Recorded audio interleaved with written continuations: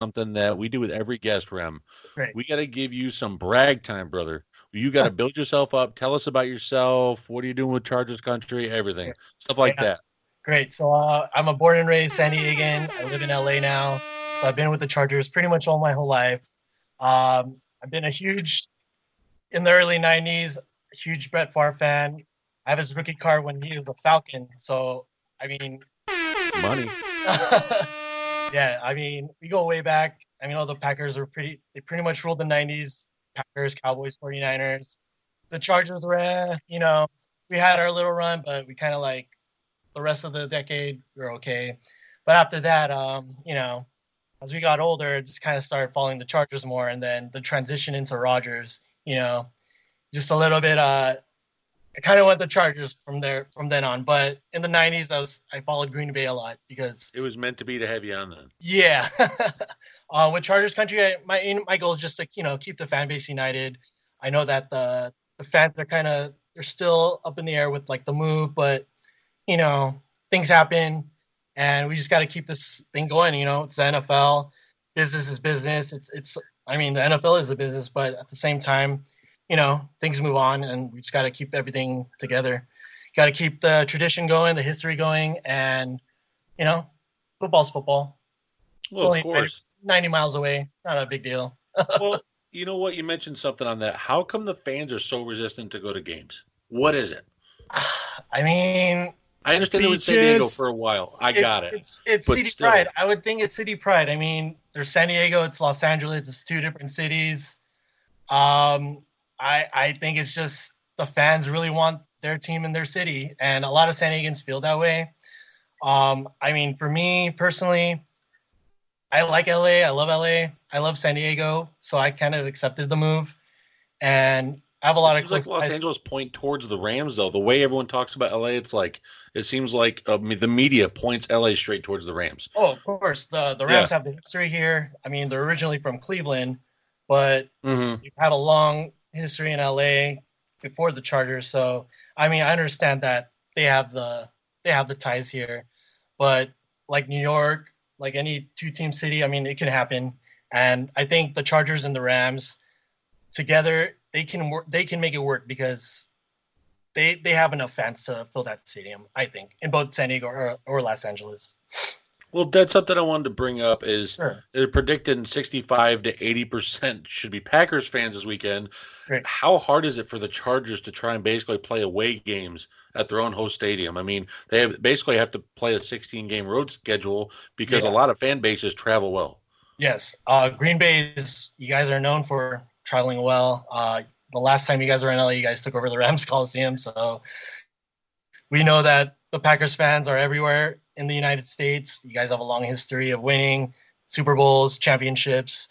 You got Brett Favre, you got Aaron Rodgers. So, I mean, even Bart Starr, like back in the day. So, I mean, Well, we're kind I'm gonna jump in right of, there I'm sorry. because you're talking quarterbacks and previous and current, and it wouldn't be first and goal, and I wouldn't be Jay if I didn't happen to bring up the fact that I want to know what's your overall opinion of your former quarterback who currently plays in another city, Mr. Drew Brees. Oh, Drew Brees, huge Drew Brees fan. I met him a couple times. Um, Jay's gonna go up so.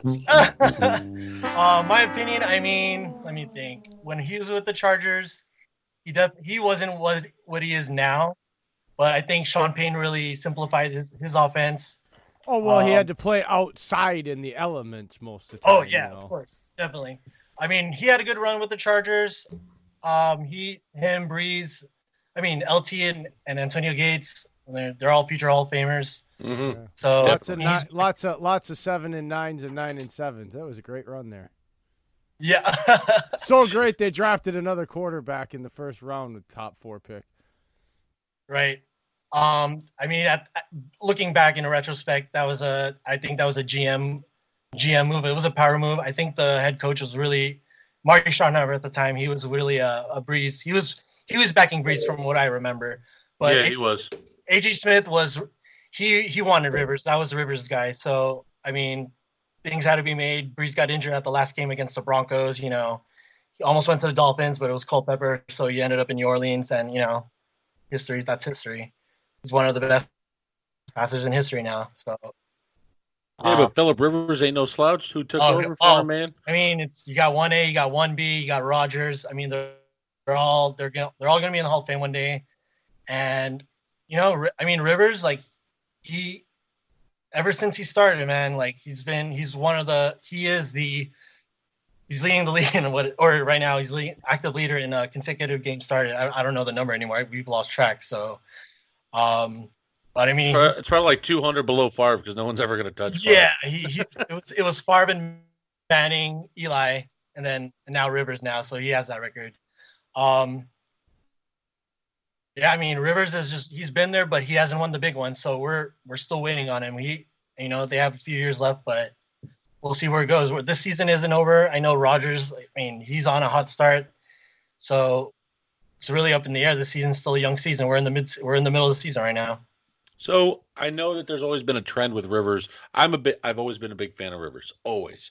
And it seems like he's never had the team fully healthy around him. Oh, yeah. Any season it goes through, it seems like there's always pieces missing or pieces injured. And that's going to bring me to my next question is, the Chargers injury report has gotten shorter this week, and to add some of those guys Chargers have been missing for the first 8 games. Yes. And now you've got to be feeling a little bit better about this game because, I mean, they've managed to get 3 wins out of it, and you guys have had Melvin Gordon sit out. You've been missing Mike Williams in and out of games because he's had a bad hip. I mean, there's been and then now Keenan Allen I saw was on the injury report. So you guys went from like 25 to 7, and it's a huge improvement. So I'm glad y'all got healthy because I was watching those games, and I'm like, God, these guys are like practice squad guys out there with Rivers most of the time now. Yeah.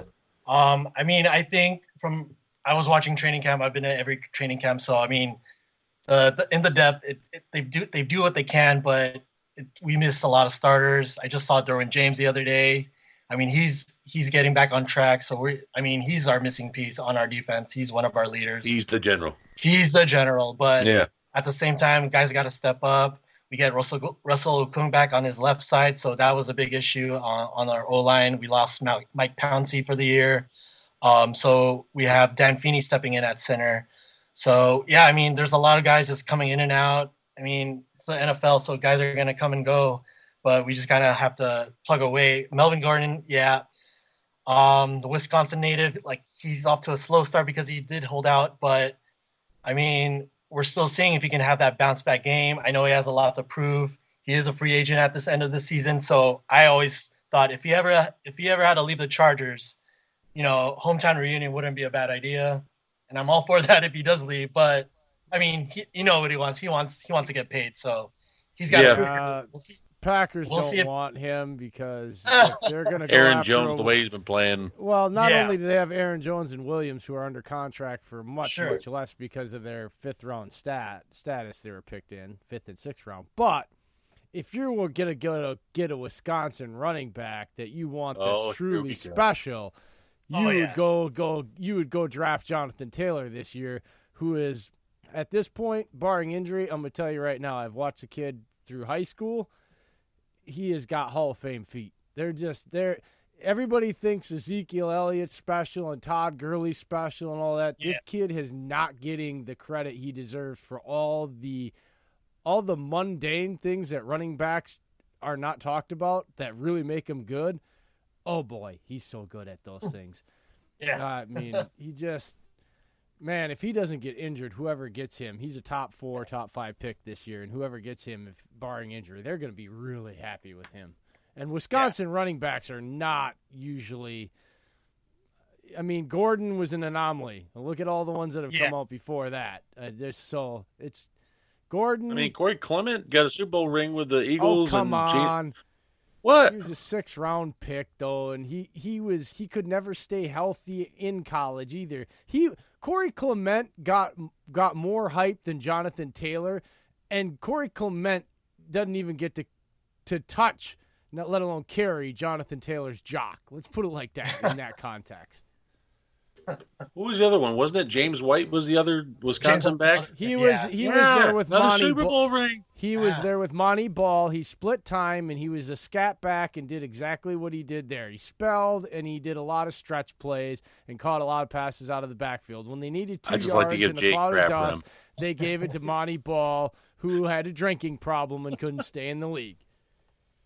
Obviously, yeah, he's still out. Well, and that's also a product of going to college in Wisconsin, FYI. Perfect segue, Rem, with Melvin Gordon you just brought up. Yes. I mean, do you think he finally has that bounce back game this week? I mean, because it looks like he's in that preseason funk running backs are usually in, and it's happening in the middle of the season. I get it, he's there, but why not lean on Austin Eckler? Like, do you think leaning on Austin Eckler will give more of a chance for Gordon to open up since Eckler will get more of the carries? Sure. I mean, well, we did switch offensive coordinators this past week. So yeah, I saw you guys fired what was his name? Ken Wisenhunt. Yes, that's who it was. Kenny. Yes. Replacing him is new offensive coordinator Shane Steichen. He was actually the quarterbacks coach, and he was originally hired in 2011 under the Norv Turner head coaching regime. So he has a little bit familiar with the Rivers throughout the years. So he's one of the second youngest OCs in the league right now. So I think he's 34, 37. So he's really young.